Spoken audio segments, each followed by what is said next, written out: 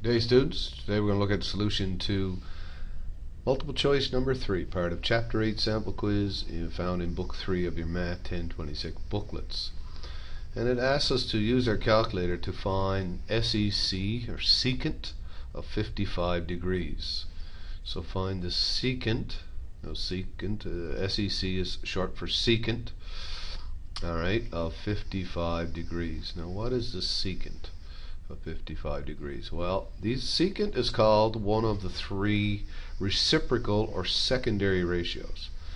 And you've already studied this, but the secant of an angle, let's call it theta, is understood to be the reciprocal of cosine. Okay? And we could write it the other way. Or we could say cosine is the reciprocal of secant. Okay?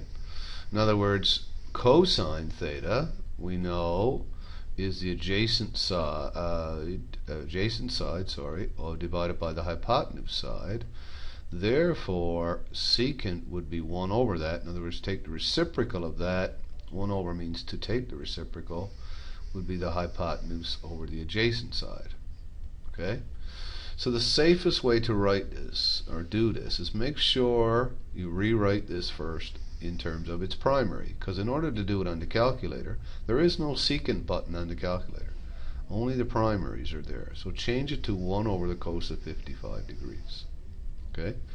So then you just go to your calculator. Now first of all, make sure your calculator is in degrees.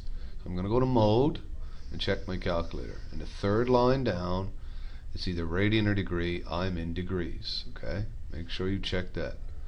Alright, so if you get some weird answers, usually that means your calculator's in the wrong measure. Fix it. So 1 divided by, and the cosine, now the bracket will open up automatically, 55, close that bracket, degrees.